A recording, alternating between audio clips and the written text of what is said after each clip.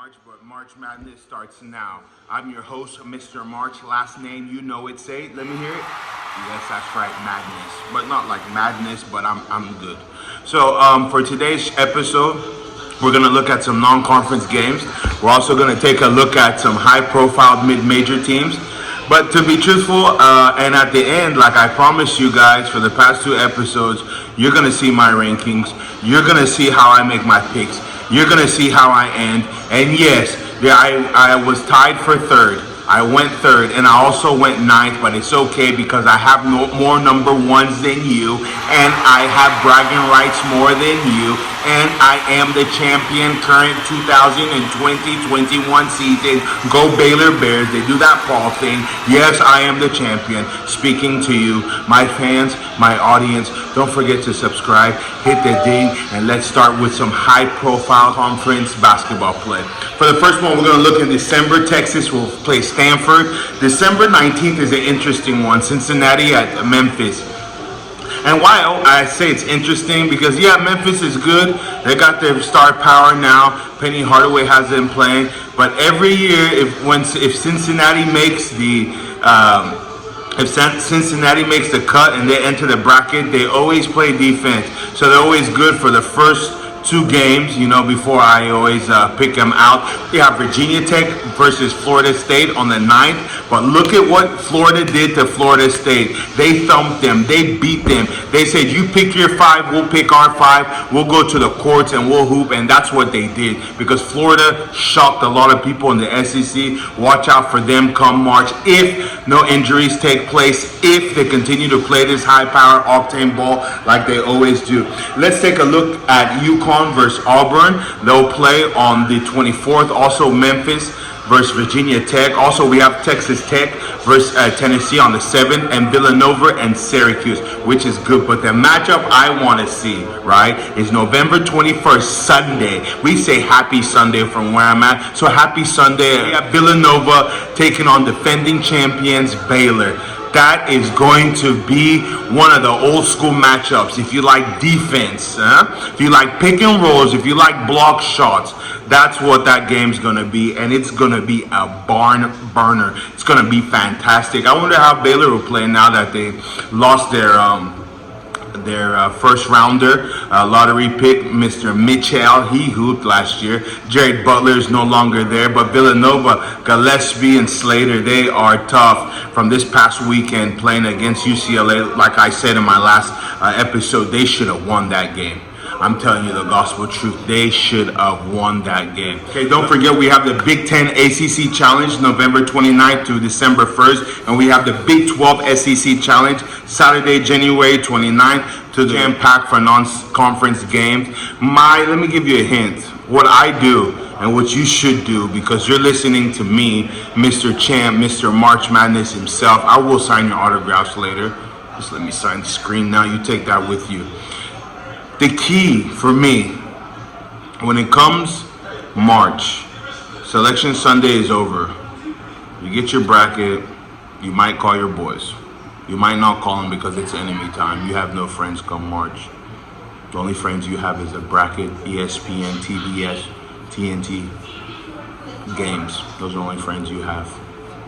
But what I do for non-conference games, I like to watch as many as I can. So you get a feel of each team come March time. For instance, like right now, like I said, Elite 8 team, that is my sleeper, Villanova. If they stay healthy and if they continue to do what they're doing, Jay Wright is Jay Wright. Jay Wright does what Jay Wright does. Yeah. So I like to watch as many non-conference games as I can. Here's a tip. I like to go and check out the scores as many non-conference games as I can. See who's hot from the fields. See who can shoot threes, but we'll talk about that in later episodes. We're going to talk about 15 non-conference teams in 2021 and 2022. Number 1, we got St. Bona. They're number 22 in the nation. We got Loyola Chicago. Number 3, we have Colorado State, which is an interesting pick. Colorado State. Interesting. We have for BYU, which I'm very high on them. They have a lot of transfers this year, especially the Milwaukee transfer, which he's doing his thing. BYU would be tested. They have a lot of nice games coming up, plus they're moving to the Big 12. We got Belmont at number 5. We got San Diego State, we got Nevada, we got St. Mary's, we got Buffalo, we got Utah State, we got San Francisco, we got Drake, we got Boise State, and we got BC. Secrets to knowing which team will go far.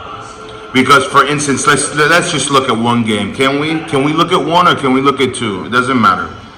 Let's take let's not go with a high-ranking team. Let's take Saturday, January 29th game against Memphis and Houston. Let's say they're all healthy. Everybody's healthy. No one's hurt. Memphis against Houston. And it's Memphis at Houston. Kelvin Sampson has Houston playing defense,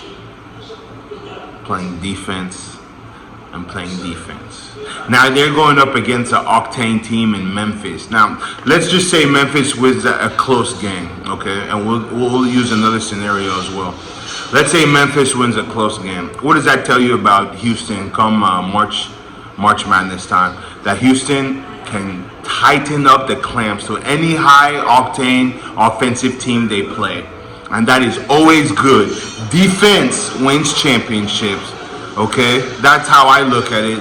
Defense wins championships. And if you disagree with me, if you think I'm talking rubbish, if you think I'm talking nonsense, then take a look at what Baylor Bears did to Gonzaga.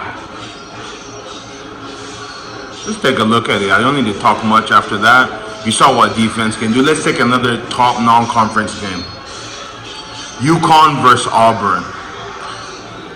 It's a battle of Atlantis, and it's a neutral site game. See, I like the neutral site games because crowd is really not going to be a factor. What's going to be a factor is you're 5-on-5 in the second half with 6 minutes left to play. That's another key. Look at the rotation of each team come March. Do they only rotate sub 2? Do they have an 8-man rotation? That's another key. That's another tip. That's another hint I'm giving you now. And it's only no. Let us don't forget Marquette beat Illinois. Illinois was ranked number 10. Huge confident building win for those guys in Marquette. UMass kills Penn State.